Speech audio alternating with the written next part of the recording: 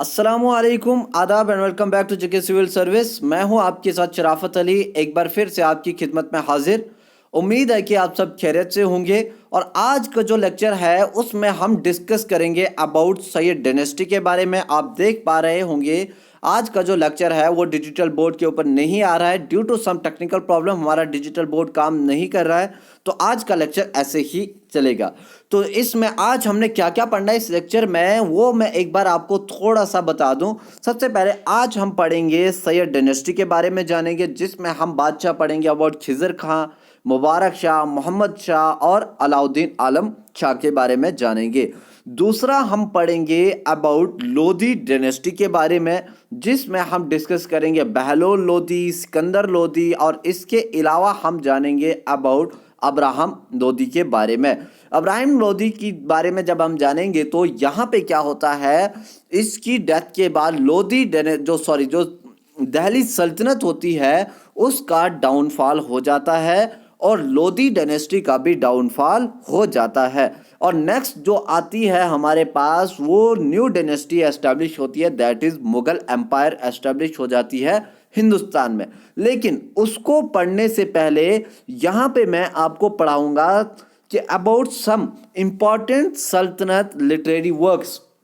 जो दिल्ली सल्तनत थी उसमें जो इंपॉर्टेंट ऑथर्स आए और उन्होंने जो इंपॉर्टेंट बुक्स लिखी है राजाओं के बारे में या हिंदुस्तान के बारे में, वो हम इस लेक्चर में भी डिस्कस करेंगे, क्योंकि यहाँ से आपको एग्जाम में एक आधा क्वेश्चन जरूर देखने को मिलेगा। और नेक्स्ट हम डिस्कस करेंगे अबाउट अमीर खुसरो के बारे में। अमीर खुसरो जो एक राइटर थे, एक ऑथर थे, एक पोइट थे, एक म्यूजिशियन थे, इनके बारे में थोड़ा सा जानेंगे। और नेक्स्ट हम जाएंगे अबाउट मुगल एम्पायर के बारे में। मुगल एम्पायर जो है इसमें हम डिस्कस करेंगे इस लेक्चर में अबाउट बाबर के बारे में। और नेक्स्ट हम दूसरा डिस्कस करेंगे बाबर की जितनी भी बैटल्स वगैरह हुई हैं वो सब डिस्कस करेंगे। और लास्ट आखिर में हम जानेंगे अबाउट बाबर के बेटे हुमायूं के बारे में इस लेक्चर में। हुमायूं की भी जो बैटल्स हुई थी ये मोस्ट इंपॉर्टेंट है एग्जाम के लिए। और यहाँ पे आज का लेक्चर जो होगा वो यहाँ पे खत्म हो जाएगा, तो बने रहिए हमारे साथ, वीडियो को पूरी आखिर तक देखते रहिए और उम्मीद है कि मुझे आपको ये समझ आ जाएगा। तो सबसे पहले हम जो डिस्कस करेंगे इसमें वो पढ़ेंगे हम अबाउट सैयद डायनेस्टी के बारे में। सैयद डायनेस्टी की बात की जाए तो इनका जो टेन्योर स्टार्ट होता है फ्रॉम 1414 से लेकर ये रूल कर पाते हैं टिल 1451 एडी तक, जिसमें सबसे पहला बादशाह कौन होता है सैयद डायनेस्टी का, वो होता है आपके पास खिजर खान। खिजर खान की अगर बात करें, अगर आपको एग्जाम में क्वेश्चन पूछा जाए कि हु वाज खिजर खान, तो खिजर खान कौन था? He was the slave of Timur. जो तैमूर जो लिंग जो था, एक लंगड़ा इंसान था, आदमी था, जिसने हिंदुस्तान को फतह किया था ओनली इन ओनली 15 डेज। उसने पूरी की पूरी दिल्ली को प्लंडर कर दिया था, उसको आग लगा दी थी और ये कश्मीर के रास्ते से वापस चला गया था कहाँ? Central Asia. और ये जो तैमूर है अगर एग्जाम में पूछा जाए कि ये हिंदुस्तान कब आया था, तो ये आया था 1398 में, ये आया था हिंदुस्तान। और अगर पूछा जाए कि क्या ये कश्मीर आया था, तो हाँ ये कश्मीर भी आया था। अगर पूछा जाए तब कश्मीर का बादशाह कौन था, तो तब कश्मीर का बादशाह था Sultan Sikandar. He was the king of the Kashmir of that time. तो उसी का स्लेव कौन था? स्लेव ऑफ तैमूर कौन था? खिजर खान। तो खिजर खान जो था उसने क्या किया, दिल्ली में डायनेस्टी एस्टेब्लिश की, किस नाम से? द सैयद डायनेस्टी से। सैयद डायनेस्टी एक नामक डायनेस्टी एस्टेब्लिश हुई दिल्ली में, जिसमें फाउंडर अगर पूछा जाए तो वो होगा खिजर खान, अगर फर्स्ट किंग भी पूछा जाए तो वो होगा आपका खिजर खान। इसके टाइम पीरियड की बात करें तो 1414 में इसने रूल करना स्टार्ट किया और 1421 एडी में इसकी डेथ हो जाती है। ठीक है, तो इसमें ये जो सैयद डायनेस्टी है इसमें आपको इतने ज़्यादा बादशाह जो है इतने ज़्यादा इंपॉर्टेंट नहीं है एग्जाम के लिए। सबसे पहले आपको याद रखना है खिजर खान जो है ही was the founder of this dynasty. और इसके अलावा ही was the descendant of the profit. जो सईद हैं वो अपने आप को कहते हैं कि we are the descendants of the prophet. दूसरे बादशाह की बात करें तो दूसरा बादशाह इसमें रहता है दैट इज मुबारक शाह। मुबारक शाह जो रूल कर पाता है फ्रॉम 1421 से लेकर 1434 एडी तक। और ये बेटा किसका होता है? He was the son of Khizr Khan. Khizr Khan कौन होता है? He was the sultan of या फाउंडर ऑफ सैयद डायनेस्टी। तो दूसरा आपको याद रखना यहाँ पे मुबारक शाह का he gave the title of खाने खान ऑन बहलोल लोदी, इन्होंने दिया था। ठीक है, किसको? खाने खान का टाइटल बहलोल लोदी को। बहलोल लोदी को आगे हम पढ़ेंगे। बहलोल लोदी जो है he was the founder of Lodi dynasty. तीसरे बादशाह की बात करें हम यहाँ पे तो वो रहता है आपका मोहम्मद शाह। मोहम्मद शाह जो रूल कर पाता है फ्रॉम 1434 से लेकर 1445 एडी तक। नेक्स्ट इसी में अगर हम बात करें तो हिज रीन, इसका जो टाइम पीरियड है वो करेक्टराइज्ड है by court conspiracy. Court conspiracy इसमें बहुत ज़्यादा हुई थी, लेकिन आपको ये याद नहीं रखना है। नेक्स्ट अगर लास्ट किंग की बात की जाए तो वो रहते हैं आपके Alauddin Alam Shah. Alauddin Alam Shah. Alauddin Alam Shah he was the last king of Sayyid dynasty और ये रूल कर पाता है फ्रॉम 1445 से लेकर 1451 एडी तक। यहाँ पे क्या होता है? यहाँ पे खत्म हो जाती है आपकी कौन सी? सैयद डायनेस्टी। तो सैयद डायनेस्टी याद रखना है, फर्स्ट किंग और लास्ट किंग मोस्ट इंपॉर्टेंट है एग्जाम के लिए। बाकी इसमें आप अगर ना पढ़ें कुछ तो बेहतर ही रहेगा। नेक्स्ट अगर हम बात करें इसके बाद जो मोस्ट इंपॉर्टेंट डायनेस्टी आती है उभर के हमारे पास, वो होती है आपकी लोधी डायनेस्टी। तो लोधी डायनेस्टी की अगर हम बात करें टाइम पीरियड की तो ये एस्टेब्लिश होती है 1451 में और ये ख़त्म कब होती है? इन 1526 एडी में ये ख़त्म हो जाती है। कैसे ख़त्म होती है? तो 1526 में आपने सुना होगा कि फर्स्ट बैटल ऑफ पानीपत हुई थी। ये लोधी डायनेस्टी इसलिए भी इंपॉर्टेंट है क्योंकि लोधी डायनेस्टी के जो रूलर्स थे ये सारे के सारे कौन थे? तो ये अफगान से। इसमें पहले बात करें हम तो rulers of this dynasties were the first Afghan rulers. पहले यहाँ से एग्जाम में यहाँ से मोस्ट इंपॉर्टेंट ये यहाँ पे टाइमलाइन है। एग्जाम में पूछा जाता है या तो इनकी टाइमलाइन पूछी जाती है या पूछा जाता है कि हिंदुस्तान में सबसे पहले अफगान रूलर कौन बना। तो वो कौन बना? वो बना आपका बहलोल लोदी। बहलोल लोदी कैसे था? अफगान? तो ये अफगान से, that's why they were known as the Afghan rulers in India. पहला अफगान रूलर कौन रहता है आपके पास? तो वो होता है बहलोल लोदी। ही was the founder of the Lodhi dynasty और इसने सर्व किया था एज अ सूबेदार। कहाँ का? लाहौर का एंड सिर हिंद का। इसके अलावा बाकी इसने क्या किया? He try to restore the greatness of Delhi Saltanat and hence conquer territories around Delhi. Delhi के आसपास जो इसने टेरिटरीज थी वो सारी की सारी इसने कनक्योर की थी। और मोस्ट सक्सेसफुल इसने वार जो जंग जो लड़ी थी अगेंस्ट, किसके अगेंस्ट? वो लड़ी थी मोहम्मद शाह शर्की जो कहाँ के थे? जौनपुर के। और कब लड़ी थी इन्होंने? इन 1394 एडी में। ये कब लड़ी थी इन्होंने? जब ये खुद रूलर नहीं बने थे। ये आपको याद रखना है। दूसरा आपको याद रखना है लोधी डायनेस्टी का दूसरे राजा रहते हैं important, that is Sikandar Lodhi. Sikandar Lodhi की बात करें तो इसका टेन्योर स्टार्ट होता है फ्रॉम 1489 से लेकर 1517 एडी तक रहता है, जिसका ये as a king of Delhi. इसने क्या क्या किया?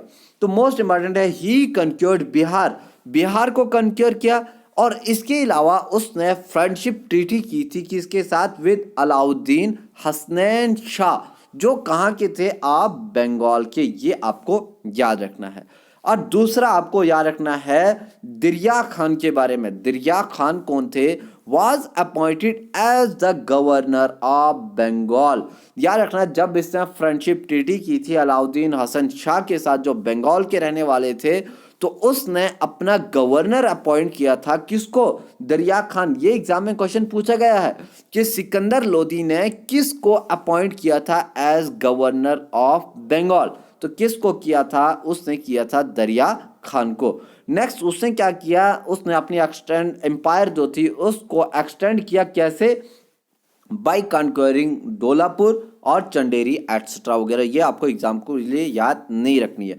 मोस्ट इंपॉर्टेंट जो पॉइंट है, उसने क्या किया, तो उसने इंट्रोड्यूस किया था गज ए सिकंदरी। ये आपको याद रखना है। गज ए सिकंदरी क्या था, तो ये था सिकंदर यार्ड। देखो याद कैसे याद रखना एग्जाम के लिए, तो सुल्तान कौन है, सुल्तान सिकंदर। तो याद रखना सिकंदर, गज ए सिकंदरी। गज क्या होता है, गज हमारे पास होता है, ये क्या होता था, यार्ड, फुट होता था, ठीक है, जिसको कहा जाता है कि ये मे बी 39 डिजिट्स का था, ये 32 इंचेस का था। और एक यार्ड जो होता है वो आपके पास होता है 12 इंचेस का। तो याद रखना है गज ए सिकंदरी क्या था, सिकंदर का यार्ड था। किसके लिए यूज होता था, for the measurement of the agriculture land, ठीक है, एग्रीकल्चर लैंड जो होती थी उसको मेजर करने के लिए, लाइक आजकल का जो फीता होता है, फीता, उसी की तरह उसी लैंड को मेजर करने के लिए क्या होता था, गजे सिकंदरी। किसने इंट्रोड्यूस किया था, सिकंदर के, याद रखना तो सुल्तान सिकंदर ने। नेक्स्ट अगर बात की जाए तो वो क्या था, he was staunch Sunni Muslim follower. ये आपको एग्जाम के लिए याद नहीं रखना है, लेकिन आपको याद रखना है उसने जो कंपोज की थी गुलरखी। गुलरखी जो थी ये पर्शियन वर्सेस थी कुछ, ठीक है, किसने लिखी थी, भाई सुल्तान सिकंदर लोदी ने। ये आपको याद रखना है। ये वाला गुलरखी वाला क्वेश्चन अगर आप 2021 का के एस का आप क्वेश्चन पेपर उठा के देखें तो उसमें ये क्वेश्चन पूछा गया था कि गुलरखी किसने रिटर्न की थी। तो याद रखना गुलरखी क्या है, ठीक है, ये कलेक्शन ऑफ पॉइम्स हैं, किसने किया था, तो ये सुल्तान सिकंदर ने किया था। कब, किस में, कौन सी लैंग्वेज में है, तो ये पर्शियन की लैंग्वेज में लिखी गई है। नेक्स्ट अगर बात की जाए, नेक्स्ट और लास्ट आखिरी किंग की जो लोधी डायनेस्टी के रहते हैं वो होते हैं आपके पास Abraham Lodi. Abraham Lodi most important king है, इसमें रूल कर पाते हैं फ्रॉम 1517 से लेकर 1526 तक। और याद रखना है जब सिकंदर लोधी की डेथ हुई तो उसने क्या किया, उसने अपने 2 बेटों को बना दिया था सुल्तान। तो एक को याद रखना है, एक बेटा कौन था, उसमें अब्राहम लोधी था और दूसरा कौन था, जलोल लोधी, ठीक है। अब्राहम लोधी जो था इसको बना दिया गया था थ्रोन ऑफ आगरा, आगरा का हिस्सा इसको दिया था, और जो जलाल लोधी था उसको बनाया था थ्रोन ऑफ, ठीक है, जौनपुर का हिस्सा उसको दिया था। लेकिन बाद में क्या किया अब्राहम लोधी ने ही किल्ड जलाल लोधी, अपने भाई को मार दिया और he became the ruler of Delhi सल्तनत। लेकिन जैसे ही ये दिल्ली सल्तनत पे बैठा तो क्या होता है, दौलत खान जो था, दौलत खान याद रखना है आपको, दौलत खान ही was the governor of Punjab. Punjab के गवर्नर होते हैं जिसका नाम दौलत खान होता है।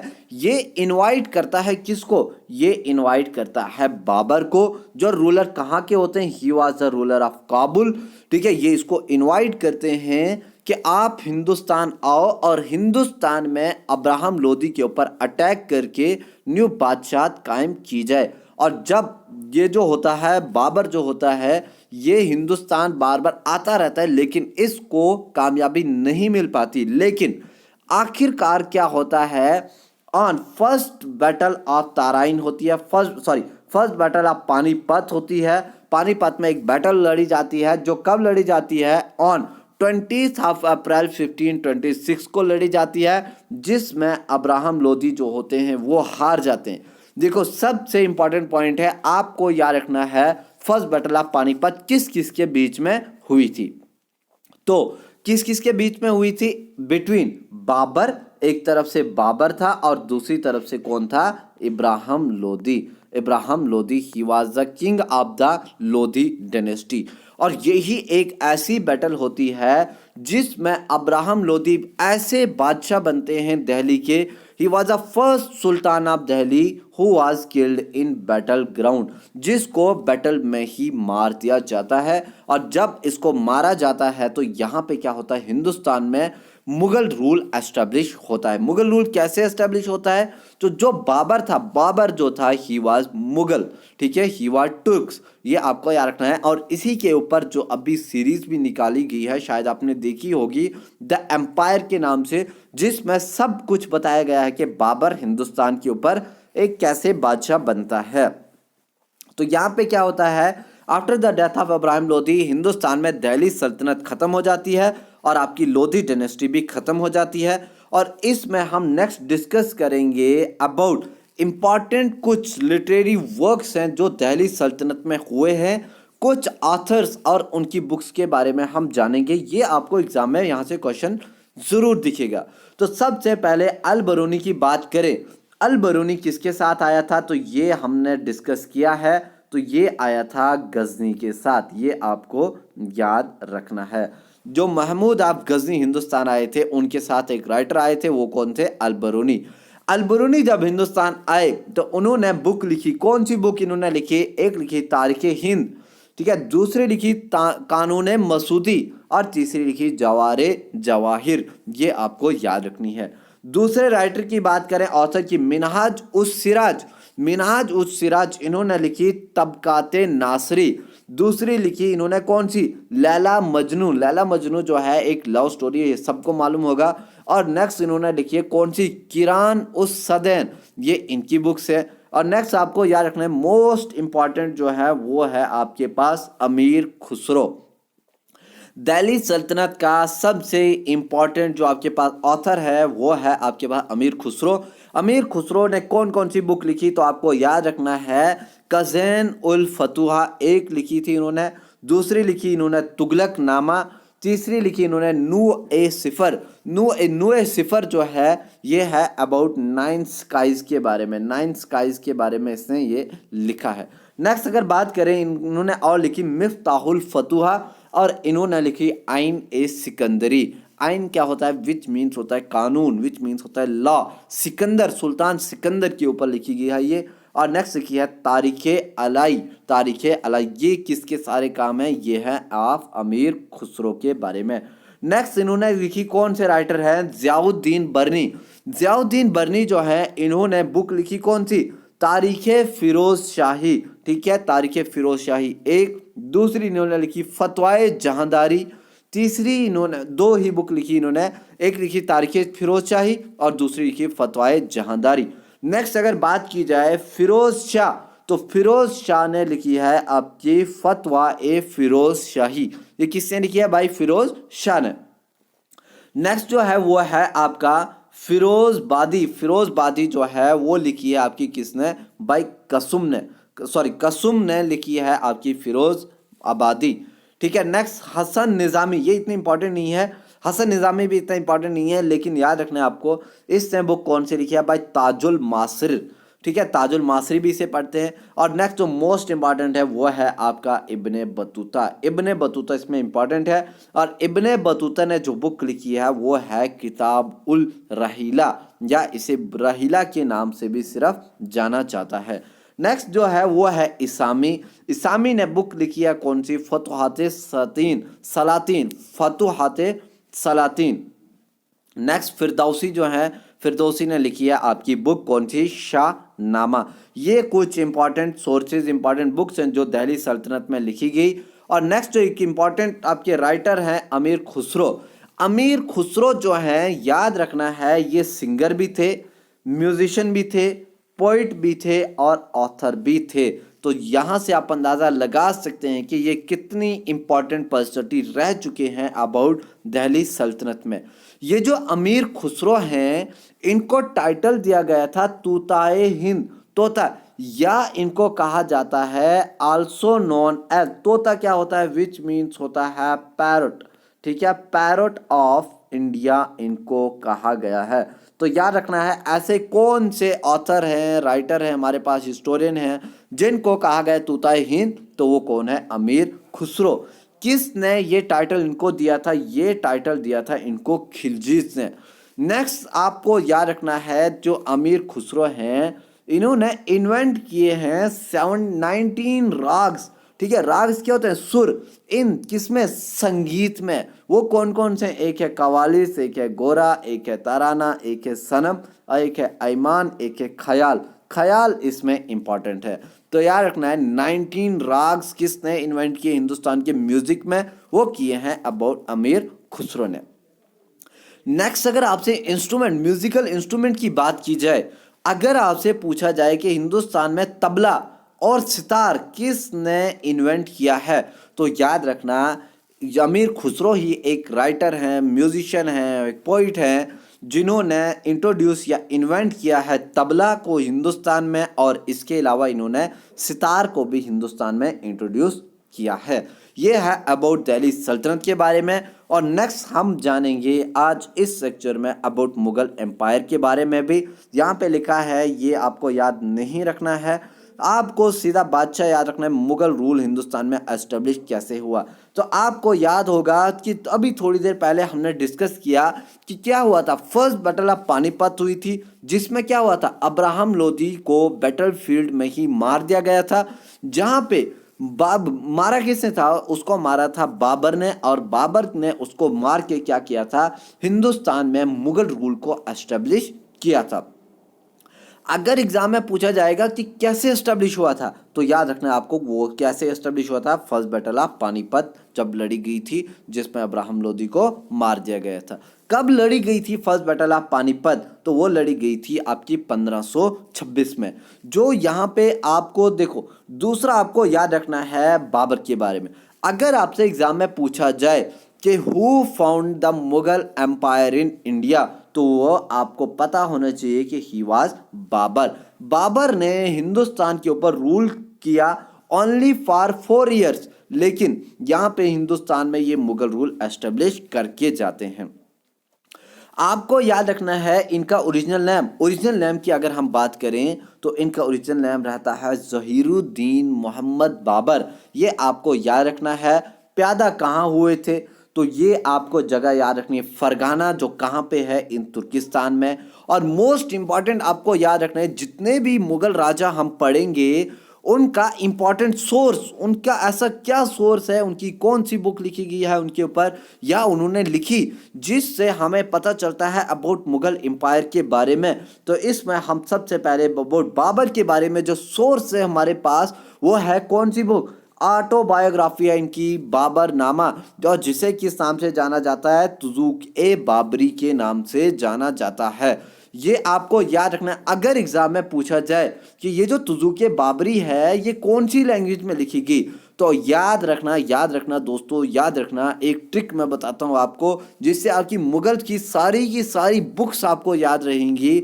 देखो, अगर पूछा जाए एग्जाम में कि कौन सी बुक कौन सी लैंग्वेज में लिखी गई मुगल एम्पायर की, तो मेरे दोस्तों याद रखना जो भी बुक आपकी दिल्ली सल्तनत में टी से शुरू होगी, टी से जो भी बुक शुरू होगी, याद रखना टी से जो भी बुक शुरू होगी, दैट मीन टी से क्या होता है? विच मीन होता है तुर्किश लैंग्वेज। ठीक है, तो जो आपकी जो भी बुक दिल्ली सल्तनत की स्टार्ट होगी टी से दैट मीन वो बुक लिखी गई है आपकी तुर्किश लैंग्वेज में। और जो बाबर नामा बुक है वो लिखी गई है आपकी originally written in Turkish language, और जिसका नाम क्या था? तुजूक ए बाबरी। है क्या ये एक ऑटोबायोग्राफी है। ऑटोबायोग्राफी क्या होता है? कोई इंसान जो अपने ऊपर ही बुक लिखता है उसे कहते हैं ऑटोबायोग्राफी।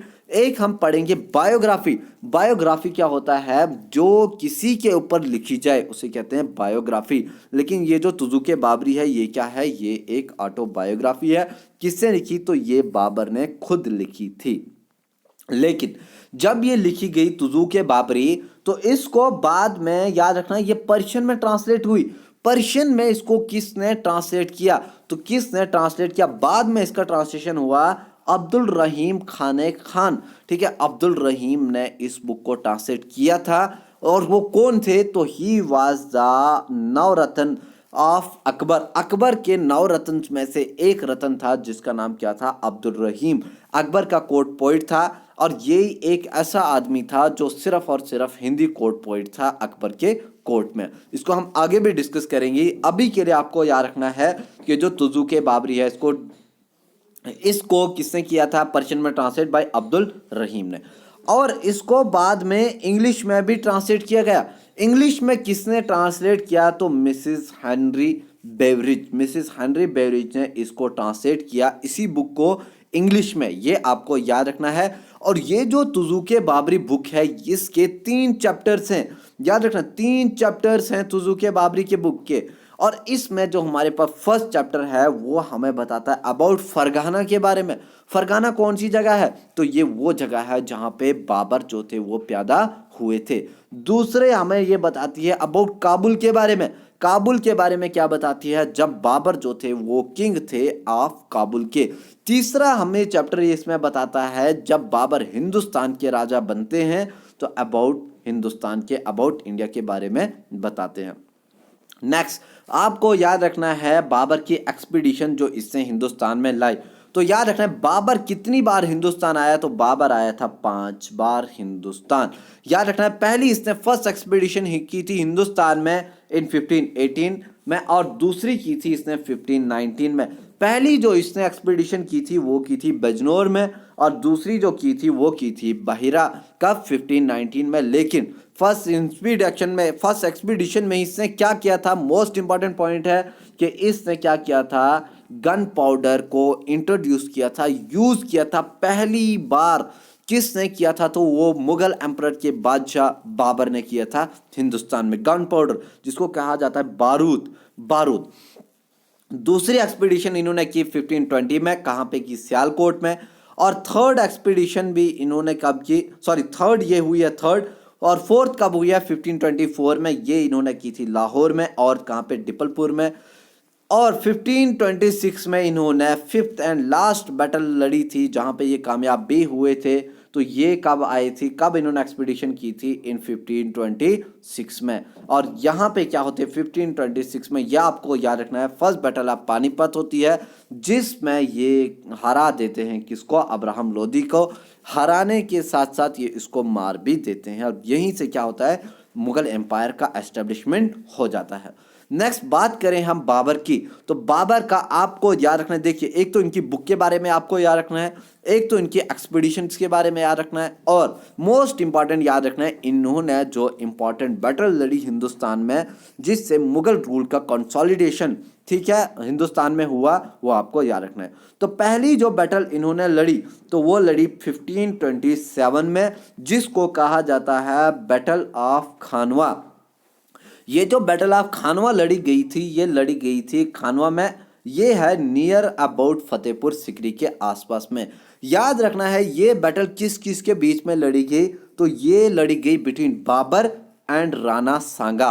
राणा सांगा को इसमें इसने हरा दिया था, और इसी जब ये बैटल लड़ी गई थी तो इसी में बाबर ने प्रोक्लेम किया था कि टाइटल लिया था इसने गाजी का टाइटल, गाजी विच मीन्स क्या होता है? कॉन्क्यूरर। ये आपको याद रखना है।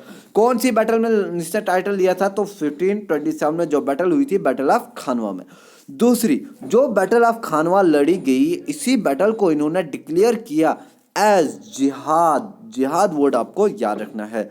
तो तीसरा आपको याद रखना है this victory secured the position of Delhi Agra region, ये आपको याद नहीं रखना है। नेक्स्ट बात की जाए यहाँ पे तो 1528 में दूसरी बैटल लड़ी गई, जो बैटल किस नाम से जानी जाती है? Battle of Chanderi.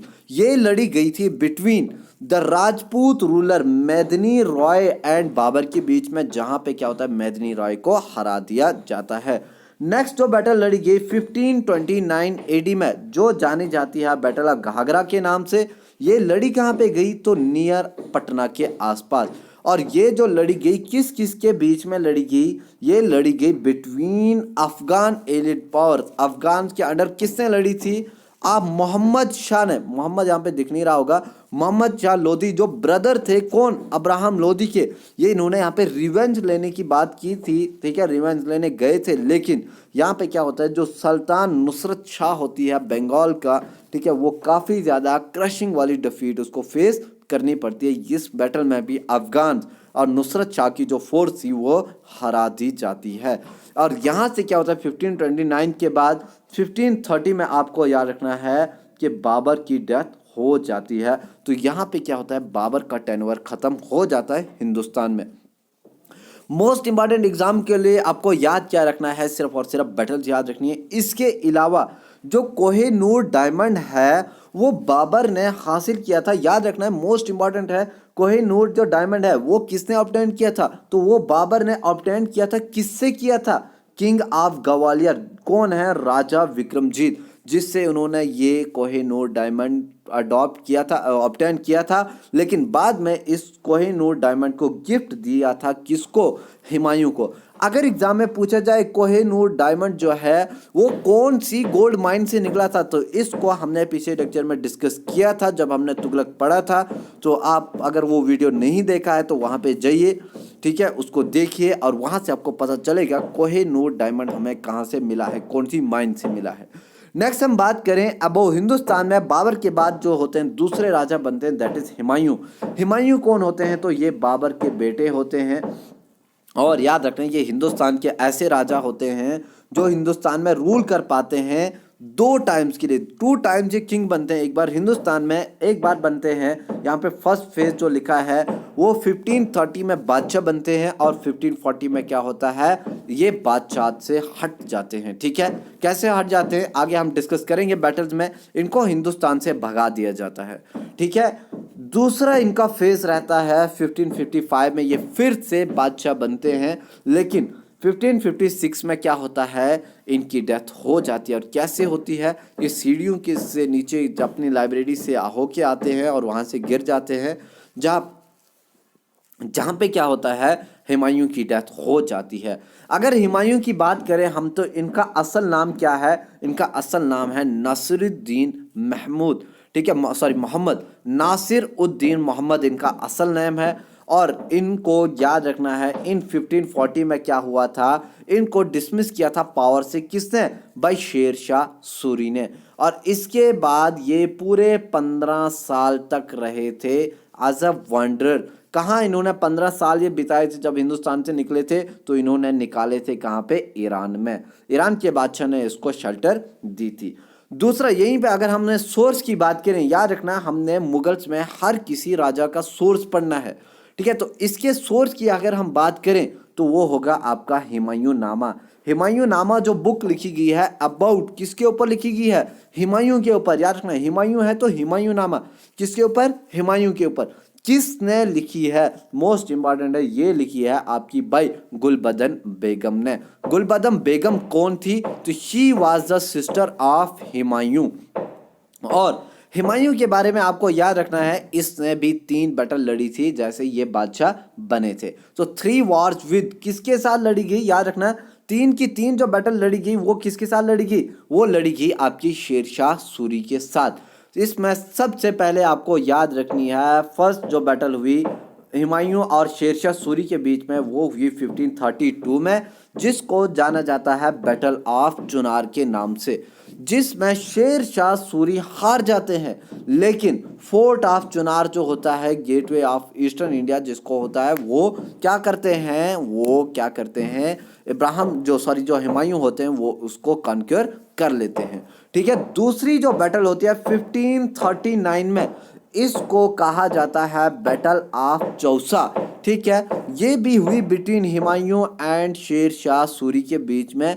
यहाँ पे क्या होता है, यहाँ पे शेर शाह सूरी जो होते हैं वो जीत जाते हैं, और जो हुमायूं होते हैं, हुमायूं को बैटल फील्ड छोड़ के भाग जाना पड़ता है। लेकिन यहाँ से भाग निकलते हैं लेकिन मारे नहीं जाते हैं। नेक्स्ट, हुमायूं क्या करता है, शेर शाह सूरी जैसे इसको हरा देता है बैटल ऑफ चौसा में, तो शेर शाह सूरी एक बार फिर से पावरफुली अटैक करता है हुमायूं के ऊपर 1540 में, जिसको कहा जाता है battle of Kannauj. Battle of Kannauj में क्या होता है, हुमायूं को हरा दिया जाता है। और इस बार क्या होता है, हुमायूं को बैटल फील्ड से ही नहीं बल्कि इसको दिल्ली से भी भाग जाना पड़ता है, और ये कहाँ चले जाते हैं, ईरान। ठीक है, और शेरशाह सूरी जो हैं वो दिल्ली को ऑक्यूपाई कर लेते हैं और वो अपने आप को डिक्लेयर कर देते हैं किंग ऑफ इंडिया। लेकिन याद रखना हुमायूं जो है वो अभी मरे नहीं, सिर्फ भाग चुके हैं यहाँ से, हिंदुस्तान से। और जब ये भागते हैं तो ये कहाँ जाते हैं, ये चले जाते हैं किंग ऑफ अमरकोट के पास। किंग ऑफ अमरकोट जो कहाँ होता है, पाकिस्तान में, राणा, जिसका नाम क्या होता है, राणा प्रसाद, वो उसको शेल्टर देता है, हुमायूं को शेल्टर देता है। और यहीं पे याद रखना है आपको कि अकबर भी यहीं पे पैदा हुआ था। कब? 1542 में। याद रखना है 1540 में बैटल होती है जहां पे वो भाग जाते हैं, और 1542 में क्या होता है, यहाँ पे अकबर पैदा होते हैं। कहाँ पे? किंग ऑफ अमरकोट में। ठीक है, कौन होते हैं किंग ऑफ अमरकोट? राजा प्रसाद होते हैं, जहाँ पे अकबर का बर्थ होता है। अकबर का बर्थ जो होता है, इनकी माँ कौन होती है या हुमायूं की बीवी कौन होती है? वो होती है हमीदा बानो बेगम। ये आपको याद रखना है, Hamida Bano Begum. She was the mother of Akbar और she was the wife of किसकी? हुमायूं की। तो यहाँ पे क्या होता है, हुमायूं का फर्स्ट फेज यहाँ पे खत्म हो जाता है, और नेक्स्ट फेज जो होता है वो हम अगले वीडियो में, हम अगले लेक्चर में डिस्कस करेंगे। आज तक इतना ही काफ़ी है। उम्मीद है कि ये आपको समझ आया होगा। ठीक है, अगर आपको इसके अलावा इसकी पीडीएफ वगैरह चाहिए हो तो वो आप हमें नीचे कमेंट सेक्शन में बता सकते हैं। पीडीएफ आपको वैसे टेलीग्राम चैनल में मिल जाएगी। कोई भी क्वारीज वगैरह होंगी तो आप हमें नीचे कमेंट सेक्शन में बता सकते हैं।